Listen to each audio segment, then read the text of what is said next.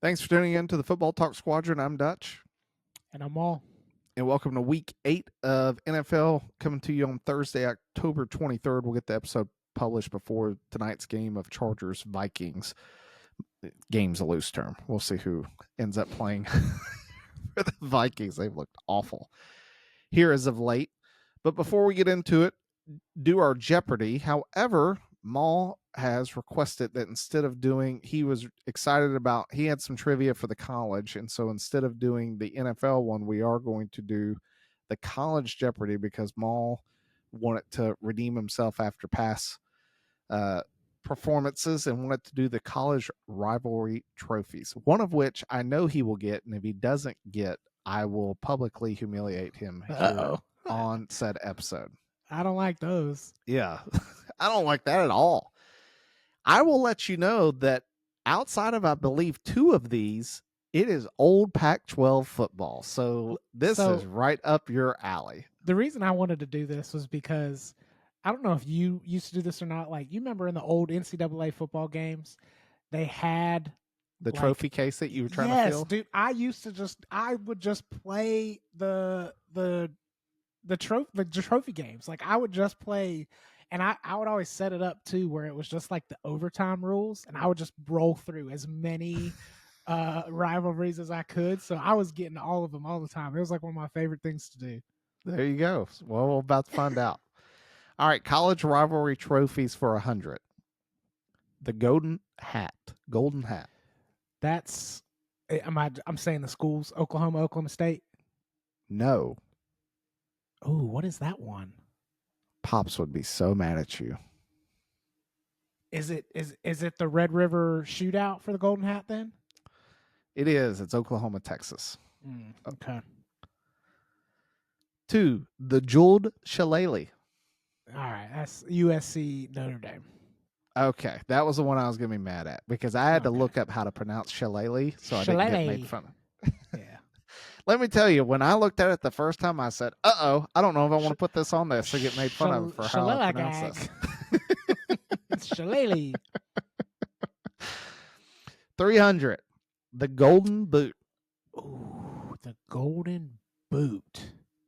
And if you need a hint, I do have a pretty good hint for this.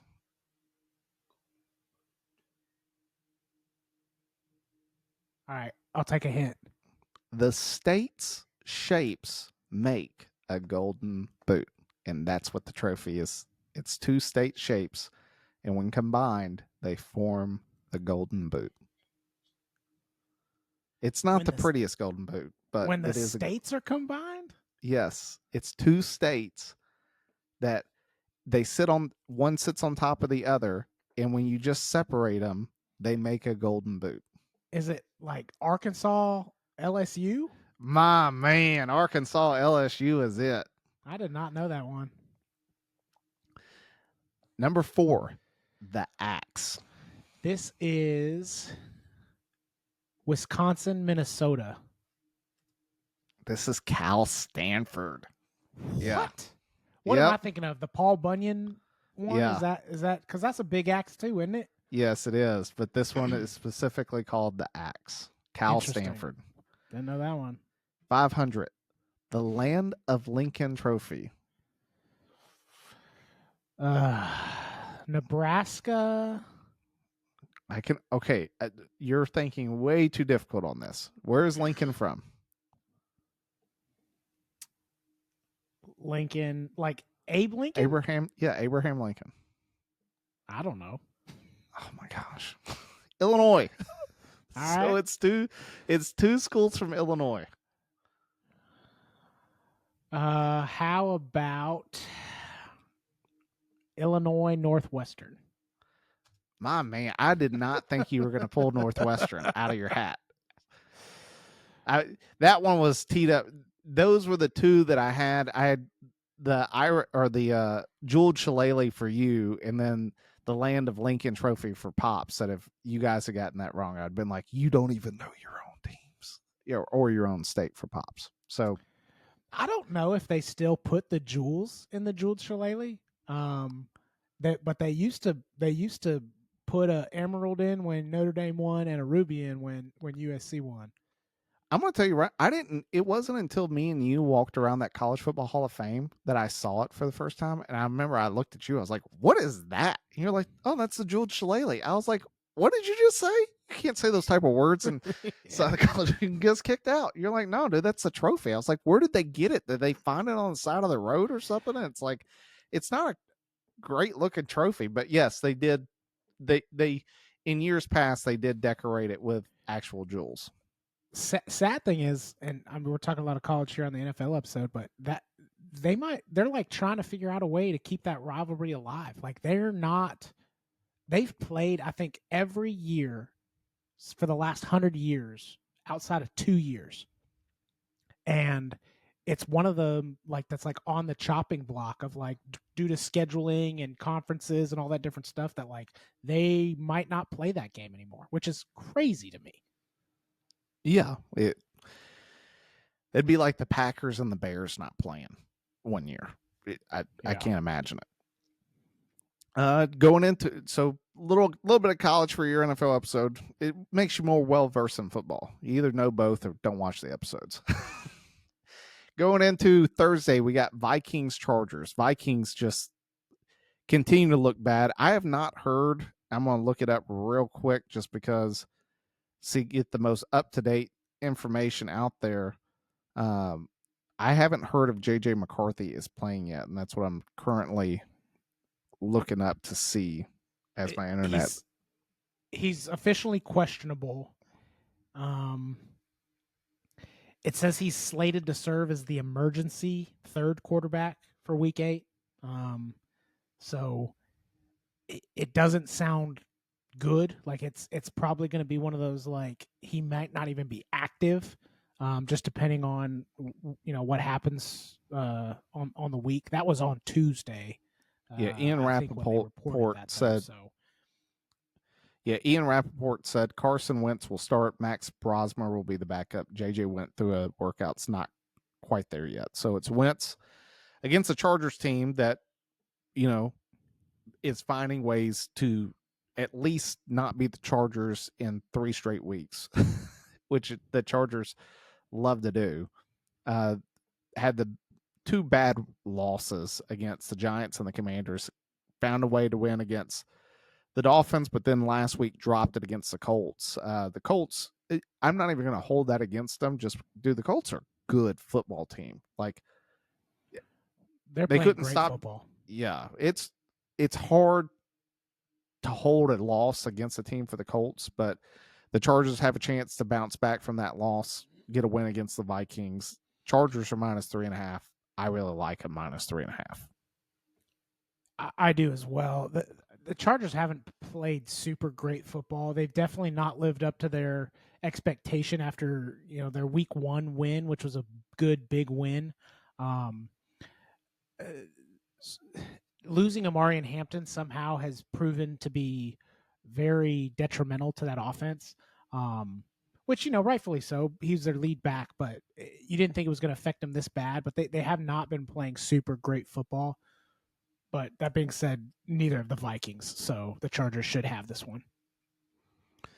Yep, and then going into Sunday, we've got Dolphins-Falcons. You got Tua, who the Dolphins are, I feel like, any week now.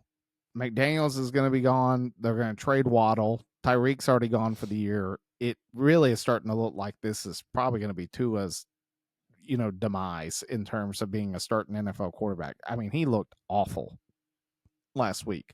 Going against the Falcons, which I told you on the phone, it's like the Falcons go beat the Bills, and you're like, oh man, maybe the Falcons are good. And then they go play the Niners. Not saying the Niners are a bad football team or anything, but it was clear that they were on 2 different planets. And you're like, so either the Niners are actually pretty good or the Bills just suck. because it's not really so much about the Falcons. It's more about what happened. See, I disagree. It's classic Falcons. This is the Falcons. Like, this is 28-3 Falcons, dude. Like, they are always like this. They always are just so up and down, and always play to level of competition, or just they always find ways to win against teams they shouldn't win, or like find ways to lose that they shouldn't be losing to. Like, this is solely on the Falcons. Yeah. That being said, you're right. The Dolphins are an absolute train wreck. Like, I don't even, who's starting? Is Quinn Ewers starting for the Dolphins this week? I think it's still Tua, but Ewers isn't going to be an upgrade. No, it's, if anything, like they're just calling it a wash to like start getting draft picks for next season. Yeah, giving the Falcons at least by the spread, which is 7.5 right now. All right, I'm going to try. Well, nope, it's not going to let me do it. Hold on. Oh, it may. Let's find out. I want it to start this next game off with this clip, because I can't think of anything more perfect than to describe this. Yes. I hate this team. I was born into this, and I'm not gonna ever. I'm always a Jets fan, but like, I hate this team. Dude. I can't make, dude, that clip is so amazing. It is the Jets. Like, your response had me like crying. The tear forming in his eye. I'm just like, I hate this team. So for those of you, I know that if you're not watching the video from home, it is outside of the Jets game. This guy is just doing a random interview. He's like, hey, what do you think of this team? And it's clearly like a kid that's, sub driver's license level. He's probably like 15 years old. And my man he gives like what every Jets fan in the world feels like. He's like, dude, I hate it. I was born into this. I'm not going to change, but dude, this sucks. And it's just like, he spoke for an entire organization. They're 0-7. They won't even commit to Fields anymore. The owner throws Fields under the bus, which, don't get me wrong, Fields has played awful. The whole team's not played great, to be really honest with you. It's not just, I get you're throwing a lot on Fields, who definitely deserves some of the blame, but they're just a bad football team. They could easily go 0-17 this year. No questions asked. They're going against the Bengals, no who Joe Flacco comes out and lights it up. Resurgence, baby. I really wanted to pull his clip too. Did you see his clip that's been going around today? About the one of him, like a dude sitting alone at a bar? Yes. Yeah. He sits back and he's like, he's talking about how he's separated from his family, and he used to just, be a guy on the couch. And he's like, I always used to look at that single dude sitting at the bar and like feel bad for him, wanting to go over there and talk to him while the game was on. And then I realized something, that dude was in heaven, just being able to enjoy the game, eat my food, watch the game. It was two great clips. That being said, I think Cincinnati's not going to lose the game. They shouldn't. If they do, a lot of things went wrong for them against the Jets. Yeah. Joe Flacco gets hurt, or, Tyrod Taylor, for whatever reason, comes out and plays like Tom Brady for the Jets, but I don't see it happening. Talk about like a tale of ups and downs for the Bengals. From like we were talking about this for like a Survivor standpoint. I picked the Bengals week 1. I can't remember who they were playing, but they won. And then Joe Burrow gets hurt, and you're thinking like, thank God I already picked the Bengals, because without Joe Burrow, you had zero faith in the Bengals winning any games for the rest of the season. And then Joe Flacco comes in, and for those people who were probably thinking like, dang it, I'm never picking the Bengals, now Joe Flacco gives them a legitimate shot, because, and I don't understand why this is always so difficult for people on a professional level. What did Joe Flacco come out and do last week that somehow Jake Browning was unable to do for the previous 3 or 4 weeks? Get Jamar Chase the ball. Yeah. He threw like 30 passes to Jamar Chase. It was like a kid playing a video game who he had like created a wide receiver and was like, I'm gonna win this dude the Heisman or the MVP this year. But like that's what you do, right? It's like get your best player the ball. And I don't you can't tell me that Jake Browning is such a bad quarterback that he didn't know throw the ball to Jamar Chase, right? Like I don't understand why it takes something like this to come in and Joe Flacco's just like, hey, there's number one. Throw him the ball. Like, and it works. It works. And I get it. Like, spread the ball around, blah, blah, blah, blah, blah, whatever. I'm sorry, but when you're a bad team and you're just looking for a win, you get your best player the ball. And that's what Joe Flacco did in abundance. And guess what? It worked. It did. And until someone shuts down Jamar Chase, which no one has really been successful at doing. No one can. Well, the Steelers put every cornerback they had on him, and no one was finding any success, including Jalen Ramsey, who, yes, has aged a great bit, and that game showed it, if anything. Next game up, you talk about getting your star player the ball. The Browns have a star in Judkins. The dude is playing really good, for them, keeping them in the game. This, to me, is like a trap game for the Patriots. The Patriots come off a good win at Tennessee. They look good. I think everything points to New England getting the win. But when you sort of think about how the Browns play football, it's like, we're going to let our defense control the tempo of the game, and we're going to run the football. If the Patriots struggle with stopping the run, then I think the Browns have a real good chance of going into a New England and getting a win. The biggest question mark is, can Dylan Gabriel find success against a Vrabel defense? See, this one's you're right. It's a tricky game. We've acknowledged that the Browns defense is pretty good. The Patriots offense is really clicking right now. I mean, Drake May has got everybody looking like all stars out there. The one thing I'm not sold on the Browns. Yes, Judkins has looked good. Dylan Gabriel has not looked super good. I think the Browns caught a good break last week with it being the Dolphins. The weather was awful, and we know how the Dolphins just can't play in any kind of weather outside of, Miami sunshine. I think the Browns are one of those better football teams, and their record really lets on, but I still just can't see completeness from a team-wide, like that they're going to win games. So maybe the 6.5 is a little generous, but I don't necessarily. I mean, it's the NFL, so anything can happen. But I do think the Patriots are playing much better football than the Browns are. I think the Browns looked a little more dominant last week just because of some of the factors, but they're still losing games. I mean, they lost to the Vikings. They're not playing great football either. Yeah, I totally get it. I like New England in the game. I think that Cleveland can keep it close. It's just I like Vrabel in the game. Vrabel seems to have been getting the team better and better coached as compared to they were last year.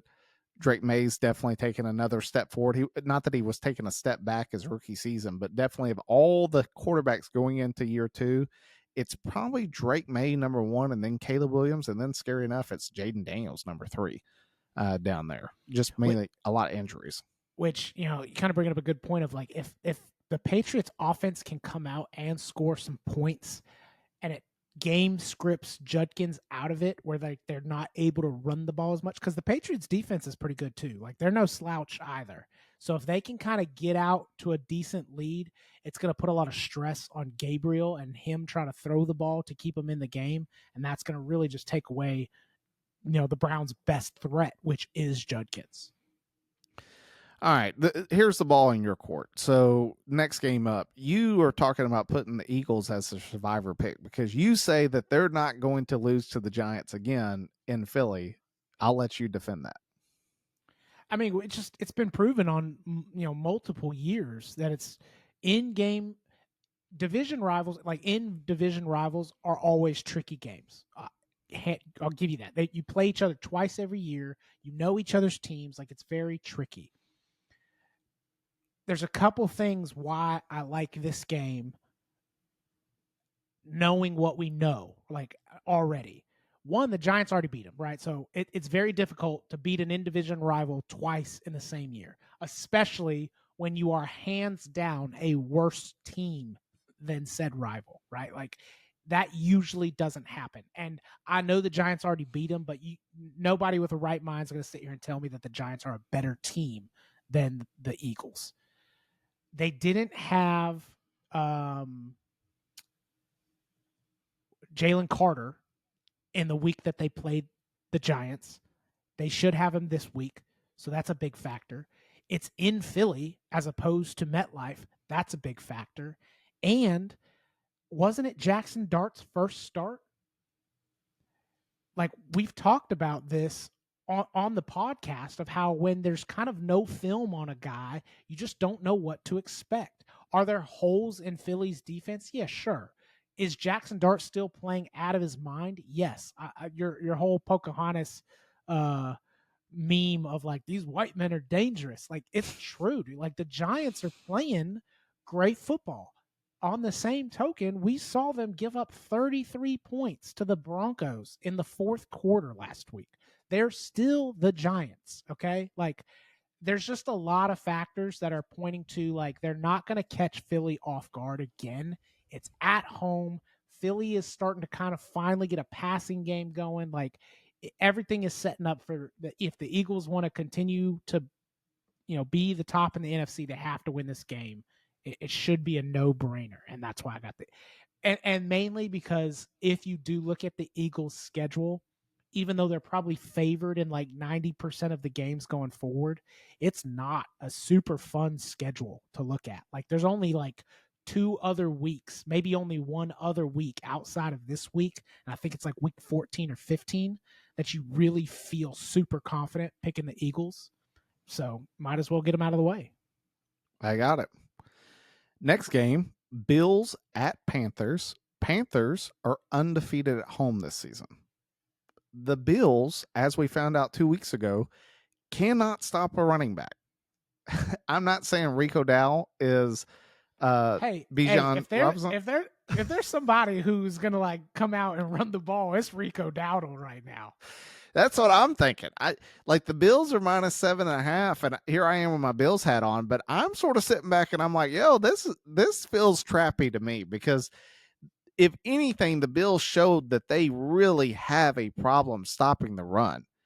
I think it's going to come down to can Bryce Young make the passes? I haven't heard based upon his injury report, but he's looked sharp. Oh, he is. He's out. Well, I don't know if he's the Red Rocket. but like Dalton is starting. So and because Bryce Young twisted his ankle.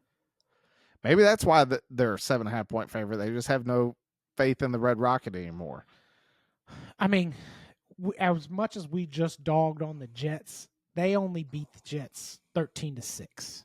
So their other wins at home were against the Falcons, who they throttled 30-0, and then the Cowboys, which you could argue the Cowboys are a really good football team. I would say now they've had some issues on defense, which, it was a close game, but I'm not taking anything away from the Panthers. They played a really good game, and they could come out and surprise the Bills. Again, this is one of those, like, if the Bills really want to prove anything or are worth their weight in, they're trying to win the AFC now that they finally have a clear shot to it. They're coming off of a bye, so they should be plenty prepared. It's a backup, it is a backup quarterback, but I mean, it's a veteran. So like Dalton's not just some rookie out there, but there's a reason he's still a backup. So the Bills should handle this one. I've got the Bills. I do think that depending on the running game of Carolina, it could be a lot closer than people are expecting, which they're expecting at least a touchdown. Very victory. True. Very true. Next game that's surprising to me, and I think a lot of it is hinging on the injury report of said Lamar Jackson, which you sit back and you think about him coming back. It's sort of, I don't know if his hamstring's right or not, but if they have any chance of starting to even think about the playoffs, they got to start winning. They're 1-5. Bears are going to Baltimore. Right now, Baltimore's a 6.5 point favorite, which tells me that I think Vegas thinks that Lamar is going to play. My question for you is, does that actually matter in terms of them coming away with a victory based upon how the Bears are playing? I mean, the obvious answer is yes. Like, would you rather have Lamar Jackson or not? Yes. Totally get that. That being said, I get what you mean of like the Bears are playing good enough football. Are they going to win the game even with Lamar Jackson? It's close. The Bears have proven on both sides that they can compete with good teams, but they can also have some funky, weird games, and Caleb does dumb things that they can give games away. With Lamar, I would say you got to give the edge to the Ravens, even though they've played so terribly all year. But again, like if it's a close game and Caleb is playing well, the Ravens defense is letting up tons of yards and tons of points. So if Lamar's iffy at all and he's not playing full strength and the Bears are just kind of doing what the Bears have been doing outside of like big mistakes, the Bears could take it. This is what I've got the Bears picked, and it's not so much the Lamar factor keeps them in the game. That Ravens defense just this whole season has yet to show me anything that I sit back and go, yeah, they're a good football. Like, I mean, think about Monday night. Houston gets murdered really by Seattle. Like, I get the score was a little bit close, but we were talking on the phone and I was like, dude, if there's one that I've only seen a few series, Houston's terrible. And they throttled the Ravens, throttled them. I get it was Cooper Rush playing, but from a standpoint of this defense has not been there this whole season. If Caleb Williams could just protect the football, I think the Bears come away with a victory. Yeah, the Ravens defense has been riddled with injuries, so that doesn't make them any better. It's an excuse, but yeah, you're right. Like if Caleb Williams has a real good game and they're clicking on offense, it's going to be tough because they're going to score a lot of points. And Lamar coming off injury, he better be 100%. And I know, like you said, it's kind of the point where like if they don't start winning games now, they're going to quickly mathematically eliminate themselves. You just hope that they don't rush Lamar back too quickly to try to like salvage something because longer term it's gonna mess them up. Next game, this is one of the more confusing lines that I've seen from a game because I'm trying to figure out why.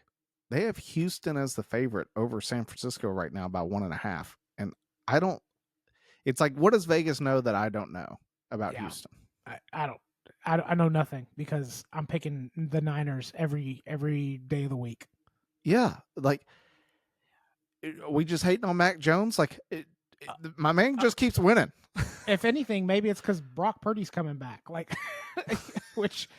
And it's not a knock on Brock Purdy, but Mac Jones has been doing exactly what they need to do. And I mean, like we talked about with Joe Flacco, like until you can figure out a way to stop CMC, which nobody since Stanford has been able to figure that out, like they're a better football team. Even with their defense being, injury riddled, like George Kittle came back on the offense.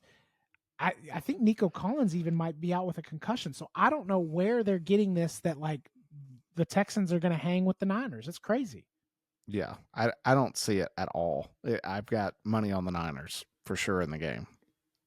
The next game, Baker Mayfield came out and already talked about smack on the Saints, how he thinks they're just a dirty football team, which history said he is correct. Bucks at Saints right now. Bucks are -3.5. Their offense for the first time all season looked bad against Detroit, which I don't like. Detroit's got Aiden Hutchinson, and that was a big part of it. And Detroit, you could tell that they just played with some anger, which maybe after losing to the Chiefs in the manner that they did, inspired them to come out. I want to pick the Bucks in the game, and that's who I'm gonna pick. Do you see anything that says the Saints are going to win the game? No, never. It's more excuses for the Bucks.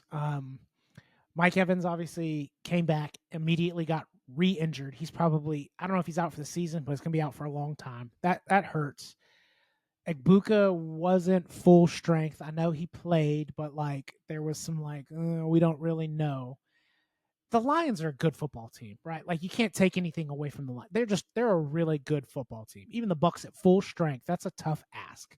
That being said, as good as the Bucs have been playing, they have kind of been in close games all year. So this was just kind of the first time that like their slow start they weren't able to overcome. They had overcome it every other week and were getting wins and victories, but the Lions were just too much of a football team for them to do that too. So that's kind of why I think we saw what went down. If anything, I think this line is kind of a trap from it's an overreaction to what happened last week because the Lions really did handle them the entire game, and everybody's kind of going, maybe the Bucs aren't as good as we thought they were. They're going to blow the Saints out of the water, and more by 3.5. So the Saints just got nothing going for them. I get it.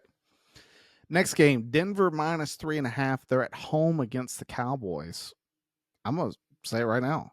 I like Dallas in the game. I like Dallas as well. Denver's defense has not played up to task consistently this year, and their offense has sputtered at times. Yes, they're going against a Dallas defense that has looked poor for, I would say, the majority of the season. But at the same time, I've yet to see the Broncos offense really just like be on fire like they were at times last year, and that's why I've got Dallas in the game. Agreed. I mean, the Broncos were losing to the Giants. They had 0 points on the Giants last week.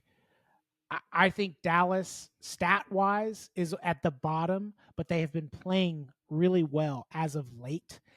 And even though the Broncos' defense is good, they're not good enough to slow down that Dallas offense. That Dallas offense is elite right now. And maybe they've given them the favorite because Broncos are at home, but I think Dallas is just a better football team right now, and they're a better football team than they have shown over the last 6 weeks. They're really starting to come into that midseason form, and they're a dangerous football team. Speaking of the total opposites, you've got a good football team, and then you have a really bad football team. You've got the Colts, who have this week's highest Vegas spread of 14.5 against the Titans, who got slaughtered like I thought they would against Vrabel last week. I feel bad for Cam. I keep saying this. It's painful to watch the Titans with Cam Ward because you can tell he's the only talent on the whole team outside of Jeffrey Simmons on defense. It's like they have one good player on each side of the football, and those guys are doing everything that they can, but it's just not going to be enough. They needed the Cardinals to literally pick off Cam Ward, fumble it into the end zone, and the Titans to recover to give them a chance to win the game. Like the things that it took for the Titans to get that victory speak more about the Cardinals as a whole than the Titans. If you wanted to like bet a mortgage on a team just on the money line, it's the Colts this week. I don't see the Titans winning the game. $100,000 wins you 2 cents, but still, you might as well take the free 2 cents. Yeah. There's nothing else to say. It's unless Indianapolis just completely comes out and just falls apart, which I just don't see happening. I feel like the backups are going to be in by halftime. Yeah.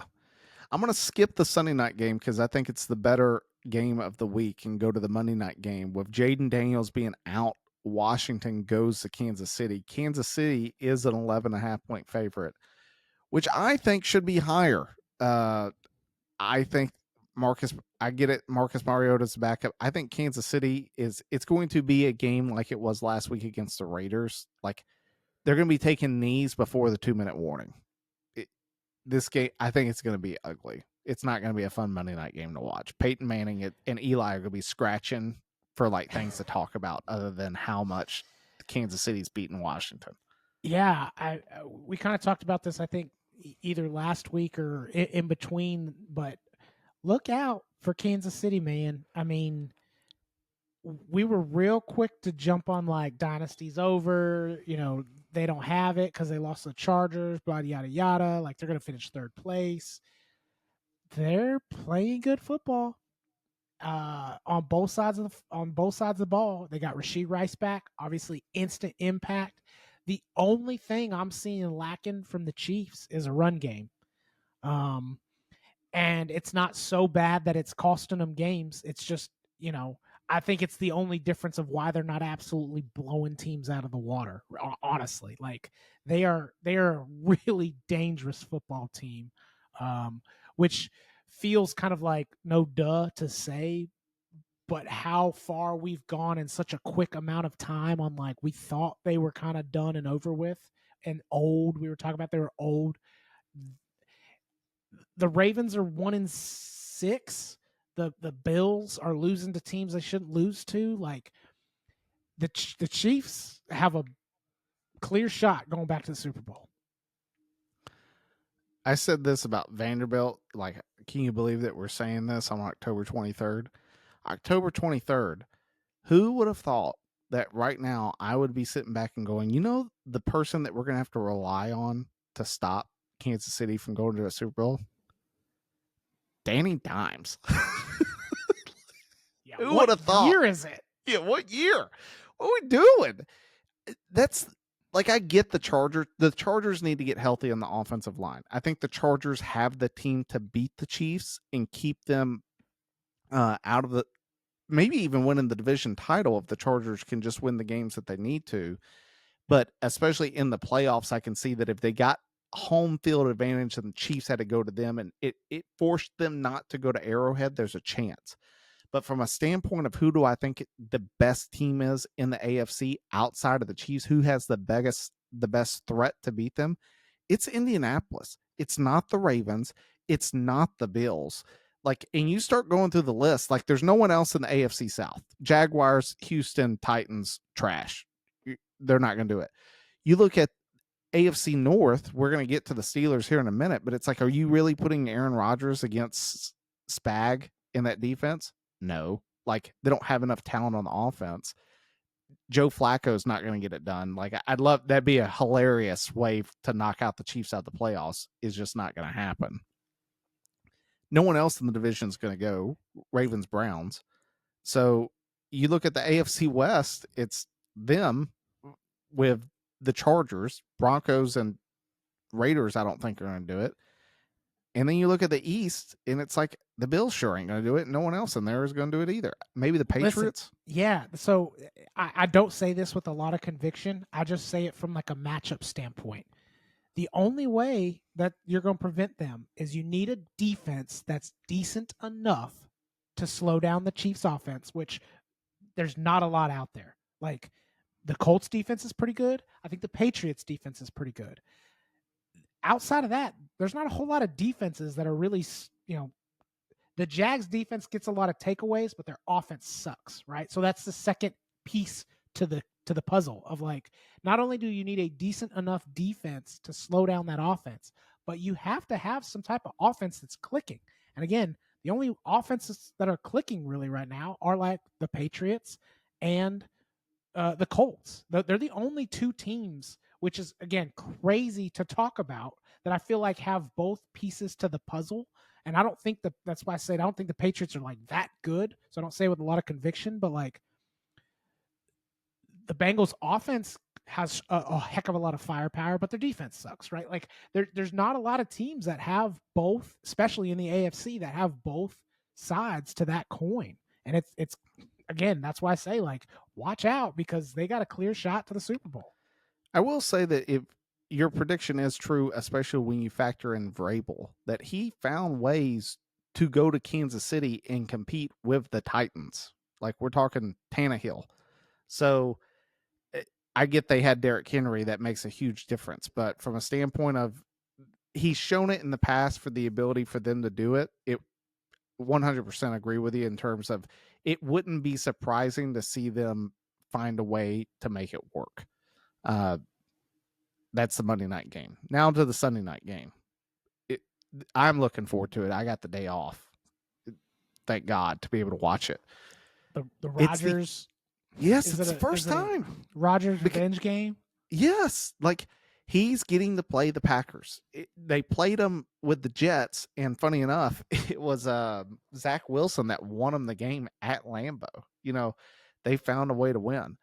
Packers going to the Steelers, and this is like the tale of two different teams. Like, the Steelers shouldn't have lost the game to the Bengals. They should have won. They lost on their own accord, gave them too many chances. Their defense really looked bad. The Packers don't have Jamar Chase and T. Higgins. They have Josh Jacobs. If they can shut down Josh Jacobs, Jordan Love he ain't doing it for me this year. Like, as good as Green Bay looked week 1, dude, I don't see it anymore. What are your thoughts on the game? I got Rodgers in the game. Like, I know Green Bay's a favorite, but dude, I got Rodgers winning this. Yeah. If Rodgers and Metcalf can get a good connection and really heat, which I have a feeling they're going to, because it's kind of the Rodgers revenge story. I said this a couple weeks ago. My dad didn't believe me, but I was like, dude, Jordan Love is not it. He is not it. He's doing enough with the way the Packers are playing to like help them win games, but he is a liability for them. Like, he is not playing well. And if he gets put under any kind of pressure, it's even worse. So you're right. Like, if they can shut down Josh Jacobs and force Jordan Love to beat him with his arm, I'm with you. I like the Steelers as well. The Steelers outside, they need to, if Warren can run against Green Bay, it's how the Steelers have been winning is they use the run first. They get the run established with Warren. They do a lot of play action pass, which Rodgers still, I think there's no doubt in terms of his arm talent. It's there. Like, he can flick a ball better than anybody I've ever watched. It's pure. Literally, when I say flick it, I mean, it's like his wrist snaps and it goes 60 yards in the air. I've never seen anything like it. I like the Steelers environment. I wish that I was going to this game on a Sunday night. That place should be rocking. Like, Steelers fans take over other team stadiums. You know that the second that Rodgers signed with them, every Steelers fan was like circling this game, like, well, not selling the tickets to this game. We're going to be there for that. And the fact that they're 4-2 and they're like, yo, I think we're actually going to win the division. They have a home field. Everything about it points to the Steelers winning. I'll take them against the Vegas line in an upset as well. So I like it. That being said, that wraps up our NFL conversation. All the teams that are on bye, and I'll give you an opportunity to talk about any of them that you want. I can already say that you're not going to talk about the Raiders or the Jags. You got the Lions, Cardinals, Seahawks, Rams. The question I'll ask you about the teams on bye is Jacoby Brissett the best chance for the Cardinals to go to the playoffs?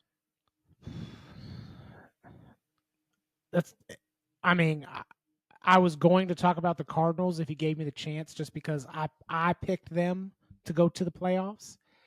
And at first, it wasn't looking like a bad pick. You know, they were kind of doing all right, you know, and with everybody else kind of struggling the way they were, you thought maybe they could just kind of sneak by. But ever since that Titans game, you're kind of just like, woof. Like, they just don't look good in any facet. You know, losing James Conner obviously hurts. Losing Trey Benson after that hurts even more. There's just got a lot of things stacked against them right now. Honestly, it feels the same. I can't say like definitively that Kyler Murray is better than Jacoby Brissett, but I also can't say that like Jacoby Brissett is playing any worse than Kyler. Like, I don't know if there's a difference of outcomes, honestly. It's about the same either way. If you gave it like either player, if you took the athleticism of Kyler Murray and combined it with the experience and the decision making of Jacoby Brissett, then the Cardinals would be a playoff team. the only thing that hurts Jacoby is just the lack of.